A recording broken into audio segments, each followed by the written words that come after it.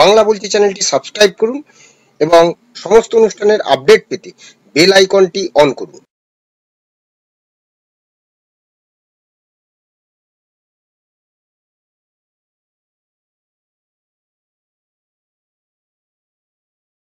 নমস্কার, বাংলা বলছি চ্যানেলে আপনাদের স্বাগত। আমি বিপ্লব দাস বলছিলাম। মুকুটহীন অধীর, ক্রমশ অধীর চৌধুরী এই রাজ্যে আহ হারার পরে বহরমপুর কেন্দ্র থেকে তার পরাজয় তাকে রাজনীতির ময়দান থেকে কি সরিয়ে দিচ্ছে। অর্থাৎ রাজনীতির ময়দান বলতে আমি কংগ্রেসের রাজনীতির ময়দানের কথা বলছি। কারণ পরপর দুটি ঘটনা। গত বুধবার ৮ রাজ্যে হারের কারণ খুঁজতে কমিটি গড়েছে এআইসিসি, অথচ সেখানে নেই এই বাংলা। বাংলা না থাকারও কারণ কারণ আহ, এই, আহ, আমরা দেখেছিলাম যে এ রাজ্যে কংগ্রেসের হয়ে প্রচারে সেভাবে গুরুত্ব দেওয়া হয়নি, সেভাবে কেন্দ্রীয় নেতৃত্বের কেউ সেভাবে আসেননি। শুধুমাত্র মালদাতে এসেছিলেন এবং মালদাতে জয় পেয়েছে কংগ্রেস, খার্গে, সর্বভারতীয় সভাপতি মল্লিকার্জুন খার্গে। অথচ তার পরের দিনই ঠিক নবান্নে বৈঠক করলেন মমতা বন্দ্যোপাধ্যায় এবং চিদম্বরম, একান্তে বৈঠক, এবং সে বৈঠকে কি আলোচনা, কি বিষয় কেউ জানতে পারেনি এবং খুব গোপন ছিল এই আলোচনা। এবং দুটি ক্ষেত্রে কিন্তু ব্রাত্য রয়ে গেলেন এককালে বহরমপুরের রবিন হুড, হ্যাঁ, অর্থাৎ মুকুটহীন অধীর চৌধুরী। প্রশ্ন এখন এটাই যে অধীর চৌধুরী এই বাংলায় যদি সত্যি সত্যি বা রাজনীতি করতে হয়, তাহলে কি তিনি কংগ্রেসে থেকে রাজনীতি করতে পারবেন, নাকি আমরা কিছুদিন আগেই গত সপ্তাহে যে প্রতিবেদন করেছিলাম যে তাকে বিজেপি রাজ্যসভার আসনে জয়ী করে তাকে এ রাজ্য থেকে পূর্ণমন্ত্রী করবেন। কারণ তিনি মমতা বিরোধী একটা মুখ, এবং মমতার বিরোধিতায় তিনি ১০০% তিনি মমতার বিরোধিতা করেন। সেই জায়গাটা থেকে অধীর চৌধুরীকে যে দুটি বিষয়ে দেখলাম যে গত বুধবার 2019 সালে যদি দেখা যায়, কংগ্রেস মোট সারা ভারতবর্ষে 46টি 50টি আসন জয়লাভ করেছিল, আর এইবারে সেখানে হয়েছে 99টি আসন। অর্থাৎ সর্বসাকুল্যে মোটামুটি 45টি আসন, 46টি আসন বেড়েছে কংগ্রেসের। 2019 সালে পেয়েছিল 53টি, আর এবার তা বেড়ে হয়েছে 99, অর্থাৎ 46টি আসন বেড়েছে কংগ্রেসের। এবং যদি দেখা যায় যে 3 রাজ্যে, বিশেষ করে মানে টোটাল 8 রাজ্যে কংগ্রেস সেরেছিল, এবং 3 রাজ্যে মুখ থুবড়ে পড়েছে কংগ্রেস, এবং সেই জন্যই কিন্তু বিশেষ কমিটি গড়া হয়েছে। এবং যে কমিটি আলাদা আলাদা পর্যালোচনা করে আগামী দিনে কেন্দ্রীয় কমিটিকে রিপোর্ট পাঠাবে এই 8 রাজ্যের কারণ খুঁজতে। কিন্তু এই রাজ্যের অধীর চৌধুরীকে নিয়ে ভাবলই না কংগ্রেস হাইকমান্ড। মধ্যপ্রদেশের 29টির মধ্যে সবকটি আসন হেরেছে, ছত্তিশগড়ে 11টির মধ্যে মাত্র 1টি আসন, আর উড়িষ্যার 21টি আসনের মধ্যে 1টি আসন পেয়েছে। উত্তরাখণ্ডের 5 আসনের মধ্যে শূন্য, খাতা শূন্য। দিল্লিতে 1টি আসনও আসেনি আপনার সঙ্গে জোট করে। আর নিজেদের দখলে থাকা 3 রাজ্য প্রত্যাশার তুলনায় খারাপ ফল হয়েছে কংগ্রেসের। কর্ণাটকে 28টির মধ্যে 9টি, তেলেঙ্গানায় 17টি আসনের মধ্যে 8টি, হিমাচলে 4 আসনে হারতে হয়েছে হাতশিবিরকে। এই 8 রাজ্যের ফলাফল নিয়ে গড়া হয়েছে আলাদা কমিটি। আর এই 8 রাজ্যের হারের কারণ খুঁজতে কমিটি গড়লেও মুকুটহীন অধীরকে নিয়ে ভাবছে না হাইকমান্ড। অর্থাৎ এই রাজ্যে কংগ্রেসের একটি আসন মাত্র, গতবার সেটি 2টি ছিল, সেটি এবারে 1টি হয়েছে। এই 1টি আসন যে হেরেছে, এবং এই রাজ্যে কংগ্রেসের কেন এই দৈন্য দশা, সেটা নিয়েও কিন্তু ভাবছে না হাইকমান্ড। অন্যদিকে যদি দেখা যায় যে বৃহস্পতিবারই ঠিক তার পরপর দিন দেখা গেল যে মমতা বন্দ্যোপাধ্যায়ের সঙ্গে বৈঠক করলেন চিদম্বরম, চিদম্বরম তিনি বৈঠক করলেন। এবং পুরো এই যে চিদম্বরমের আসা যাওয়া এবং বৈঠক পুরোটাই গোপনে রাখার চেষ্টা করা হয়েছিল। সাংবাদিকদের চিদম্বরমের সামনেই যেতে দেওয়া হয়নি, এবং আনুষ্ঠানিকভাবে কিছু সাংবাদিকদের জানানো হয়। তো এখন আমরা দেখেছিলাম যে কংগ্রেসের প্রতি তৃণমূল কংগ্রেসের একটা অ্যালার্জি ছিল, তাহলে কি সেই অ্যালার্জি যাতে কমানো যায় সেই জন্য কি চিদাম্বরম অ্যান্টি অ্যালার্জি নিয়ে এলে নবান্নে? এটা কিন্তু রাজনৈতিক মহলে বড় প্রশ্ন। যতদূর জানা যাচ্ছে যে এ রাজ্যে কংগ্রেসের সঙ্গে সম্পর্ক খারাপের মূলে রয়েছেন অধীর রঞ্জন চৌধুরী। মমতা বন্দ্যোপাধ্যায় যখন বলেছিলেন যে কংগ্রেসকে এ রাজ্যে 2টি আসন ছাড়া হবে, তখন কিন্তু আহ প্রদেশ কংগ্রেসের দিকে তাকিয়ে এবং অধীর চৌধুরীর কথা মান্যতা দিয়ে তারা কিন্তু সুর নরম করেনি কংগ্রেস এবং তৃণমূলের সঙ্গে এ রাজ্যে কিন্তু জোট হয়নি। কিন্তু কংগ্রেসের একটা অংশ কিন্তু সবসময় মমতা বন্দ্যোপাধ্যায়ের যে রাজনৈতিক দক্ষতা, রাজনৈতিক যে দীর্ঘদিনের তিনি যে একটা রাজনীতির যে তার এতদিনের অভিজ্ঞতা, তার তিনি বুঝতে পারেন যে কোথায় কি হচ্ছে। তিনি তড়িঘড়ি সেই জন্য কিন্তু আহ এই রাজ্যে ইন্ডিয়া জোটে বাইরে আছে, কিন্তু এই পশ্চিমবঙ্গে জোটে নেই বলেই তিনি তিনি কিন্তু আসন ঠিক করে দিয়েছিলেন। কারণ গত 19শে ডিসেম্বর ইন্ডিয়ার যে শেষ বৈঠক হয়েছিল, পূর্ণাঙ্গ বৈঠক হয়েছিল বহরমপুর এবং দক্ষিণ মালদা, এই 2টি আসনে মমতা জোটের প্রস্তাব দিয়েছিলেন। হ্যাঁ, এবং সেক্ষেত্রে কিন্তু রাহুল গান্ধী উড়িয়ে দেন। আর ঠিক এবারে 29টি আসন পাওয়ার পরে যখন ইন্ডিয়া জোটের বৈঠকে ডাকা হয়, সেখানে অভিষেক বন্দ্যোপাধ্যায়কে পাঠানো হয়েছিল। অভিষেক বন্দ্যোপাধ্যায় ইন্ডিয়া জোটের বৈঠকে ছিলেন, তারপরে তিনি একের পর এক আলাদা আপের সঙ্গে বৈঠক করেছেন, অখিলেশ সে সঙ্গে বৈঠক করছেন, তারপরে তিনি মহারাষ্ট্রে গেছেন, সেখানে তিনি উদ্ধব ঠাকরের সঙ্গে বৈঠক করছেন। এই যে পুরো একটা ইন্ডিয়ার মধ্যে আরেকটি জোটের মাথা তুলে ধরা আর কি, এই যে বিষয়টা কংগ্রেসকে এড়িয়ে যাওয়া, এটা কিন্তু কংগ্রেস বুঝতে পেরেছে।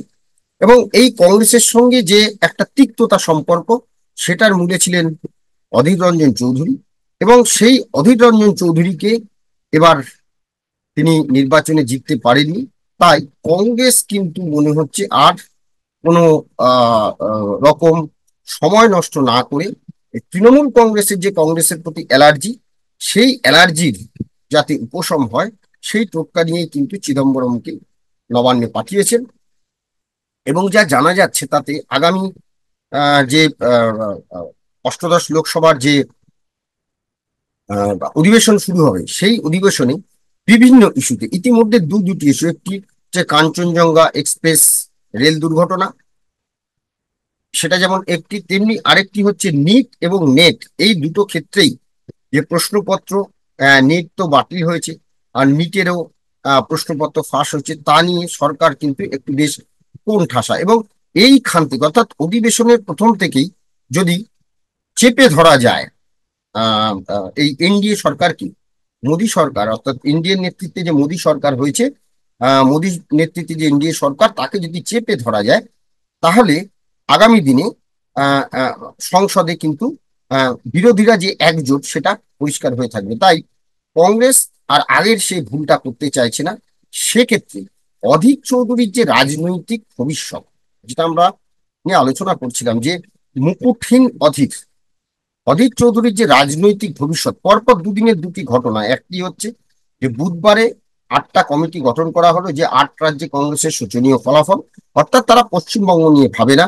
পশ্চিমবঙ্গের প্রদেশ কংগ্রেসের সভাপতি অধীর রঞ্জন চৌধুরী, তার কথার কোনো গুরুত্ব নেই, এটা পরিষ্কার কংগ্রেস বুঝিয়ে দিল। এবং পরের দিন যে মমতা বন্দ্যোপাধ্যায়ের সঙ্গে যে বৈঠক, চিদম্বরমের যে বৈঠক, এই বৈঠকের পুরো যে গোপনীয়তা রক্ষা এবং সেখানে যে অধীর চৌধুরীকে ছাড়াই পুরো বিষয়টি কংগ্রেস হাইকমান্ড যেভাবে করেছে, তাতে কিন্তু অধীর রঞ্জন চৌধুরীর পক্ষে কতদিন আর কংগ্রেসে থাকা সম্ভব হবে, এটা কিন্তু একটা সংশয় থেকেই যায়। এবং সত্যি সত্যি যদি অধীর রঞ্জন চৌধুরীকে এরপরে আহ তাকে আহ এই রাজ্য থেকে অর্থাৎ রাজনীতি করতে হয়, তাহলে কিন্তু তিনি কংগ্রেস থেকে রাজনীতি করা সত্যি তার পক্ষে কিন্তু কঠিন। কারণ মমতা বন্দ্যোপাধ্যায় যদি অধীর চৌধুরী থাকেন এই রাজ্যের কংগ্রেসের দায়িত্বে, মমতা বন্দ্যোপাধ্যায় কিন্তু ছেড়ে কথা বলবেন না কংগ্রেসকে, কিন্তু তিনি আবার ওই তার যে অ্যালার্জি, সেই অ্যালার্জি কিন্তু তিনি বজায় রাখবেন। তাতে তিনি যতই অ্যান্টি অ্যালার্জিক ডোজ কংগ্রেস দিক, তাতে কিন্তু সারবে না। অধীর চৌধুরী এই যে তাকে যদি সরানো যায়, অধীর চৌধুরীকে যদি ব্রাত্য করে দেওয়া যায়, তাহলে হয়তো মমতা বন্দ্যোপাধ্যায় এবং কংগ্রেসের মধ্যে, অর্থাৎ তৃণমূল এবং কংগ্রেস এই দু দলের মধ্যে যে একটা সেতু বন্ধনের যে প্রক্রিয়া শুরু হয়েছে, সেই প্রক্রিয়ার মূল বাধা ছিল অধীর চৌধুরী। অধীর চৌধুরী যদি এখন না থাকে, তাহলে কিন্তু সেই সেতু বন্ধন অনেকটাই সুদৃঢ় হবে বলেই মনে করছে রাজনৈতিক মহল। এবার এখন প্রশ্ন হলো যে মমতা বন্দ্যোপাধ্যায় কি সত্যি সত্যি এই যে কংগ্রেসের সঙ্গে, কারণ তার 29টি আসন, তিনিও দীর্ঘদিনের যে কংগ্রেসকে তিনি কতটা ছেড়ে কথা বলবেন, সেটাও কিন্তু একটি মানে, অর্থাৎ কংগ্রেসকে কতটা ছেড়ে দেবেন, কংগ্রেসের নেতৃত্ব কি মমতা বন্দ্যোপাধ্যায় মানবেন, নাকি আলাদা আলাদা করে আবার থাকবেন, সেটাও কিন্তু একটা প্রশ্ন রয়েছে। কারণ তৃণমূল কংগ্রেস গতবার আমরা দেখেছিলাম যে মানে কংগ্রেসের সঙ্গে কিছু কিছু ক্ষেত্রে হয়তো ফ্লোর শেয়ার করলেও বেশিরভাগ ক্ষেত্রে কিন্তু তারা বিভিন্ন ইস্যুতে, হ্যাঁ, তারা সংসদে কিন্তু নিজেদের মতন করে, বা অর্থাৎ একলা চলো নীতি নিয়ে চলছে। এবার কি সেই নীতি বাস্তবায়ন হবে? এবং সেই নীতি বাস্তবায়ন করতে হলে তাহলে অনেকগুলো বিষয়, যেমন একদিকে আছে যে বিভিন্ন কেন্দ্রীয় এজেন্সি, যে সেটা নিয়ে কংগ্রেসকে ঝাঁপাতে হবে। অধীর চৌধুরী সবসময় এই কেন্দ্রীয় এজেন্সির পক্ষেই ছিলেন, দুর্নীতি নিয়ে কথা বলেছেন, এ রাজ্যের দুর্নীতি নিয়ে তিনি সবসময় মুখ খুলেছেন, তোপ দেখেছেন, এবং মমতা বন্দ্যোপাধ্যায়, অভিষেক বন্দ্যোপাধ্যায়কে কাঠগড়ায় তুলেছেন। এবং তিনিও বিজেপির সঙ্গে প্রায় বলা যায় যে একই রকম আর কি তার স্বর শোনা গিয়েছে। সেই জায়গাটা থেকে আহ, সেটা যেমন আগে কংগ্রেসকে, কিন্তু তাহলে মমতা বন্দ্যোপাধ্যায় এই ইস্যুগুলো এবং অন্যান্য যে অনেকগুলো বিষয় রয়েছে, যেমন এই রাজ্যের যে বকেয়া আদায়, সে বকেয়া আদায়ে যে দুর্নীতি হয়েছে সেই জন্য আটকে রাখা হয়েছে, এই বকেয়া আদায়ে কিন্তু কংগ্রেসকে, কারণ আমরা বলতে শুনেছিলাম অভিষেক বন্দ্যোপাধ্যায়কে যে এই রাজ্য থেকে সাংসদ তো অধীর চৌধুরী, তা তিনি কেন তৃণমূল কংগ্রেসের সঙ্গে থেকে, বা তৃণমূল কংগ্রেসের সঙ্গে সুর মিলিয়ে এ রাজ্যের মানুষের যে বকেয়া টাকা, সেই টাকা আনার ব্যবস্থা করবেন না? তিনি তো প্রধানমন্ত্রীকে অনুরোধ করতে পারেন।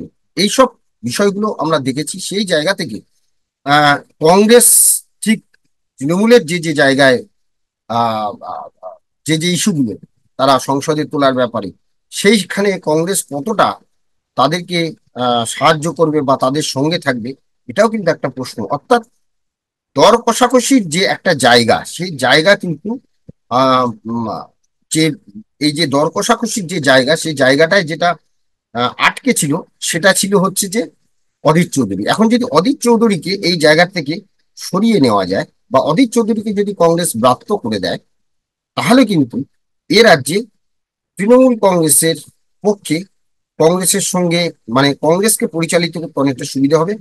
সেক্ষেত্রে এ রাজ্যের কংগ্রেস কর্মীরা কি করবেন, বা এ রাজ্যে কংগ্রেসের কি অবস্থা হবে, সেটা হাইকমান্ড কি করেন সেদিকেই তাকিয়ে থাকছেন কংগ্রেস কর্মীরা। কারণ বেশিরভাগ ক্ষেত্রে কংগ্রেস কংগ্রেস কর্মীরা চান না যে তৃণমূলের সঙ্গে তাদের সমঝোতা হোক, কারণ এর আগে 2011 সালের নির্বাচনের সময় সেই সমঝোতা হয়েছিল। সেই সমঝোতা কি কি পর্যায়ে গিয়ে ঠেকেছিল, 6 মাস 1 বছরের মধ্যেই কংগ্রেসকে বেরিয়ে যেতে হয়েছিল। তো তারপরে আর কোনো সমঝোতা কিন্তু হয়নি। তো আবার কি নতুন করে সেই, অর্থাৎ কংগ্রেস মমতা বন্দ্যোপাধ্যায়ের সাথে সেই সমঝোতা করবে পশ্চিমবঙ্গ নিয়ে? বা পশ্চিমবঙ্গে কংগ্রেস কি তাহলে আহ অধীর রঞ্জন চৌধুরী থাকলে মমতা বন্দ্যোপাধ্যায়ের পক্ষে একটা বাধা হয়ে দাঁড়াচ্ছে? সেটা কতটা কোন কংগ্রেস আহ, রাখবে, অধীর চৌধুরীর প্রতি তাদের কতটা সহানুভূতি থাকবে, সেটাই কিন্তু এখন একটা বড় প্রশ্ন। কারণ দুদিনের যে বিষয়, একটি হলো যে 8 রাজ্যে কংগ্রেসের কমিটি তৈরি করা বিপর্যয় নিয়ে, এবং অন্যদিকে মমতা বন্দ্যোপাধ্যায়ের সঙ্গে চিদম্বরমকে দূত হিসেবে পাঠানো, এর মাঝে কিন্তু অধীর চৌধুরী হয়ে গেলেন ব্রাত্য। এখন দেখার আগামী দিনে অধীর রঞ্জন চৌধুরীর ভবিষ্যৎ, কংগ্রেসে তার ভবিষ্যৎ কি, আমরা সেদিকেই নজর রাখবো। আপাতত আমাদের এই আলোচনা নিয়ে আপনাদের মতামত কমেন্টস বক্সে জানাবেন। ভালো লাগলে অবশ্যই লাইক দেবেন। সবাই ভালো থাকবেন। নমস্কার।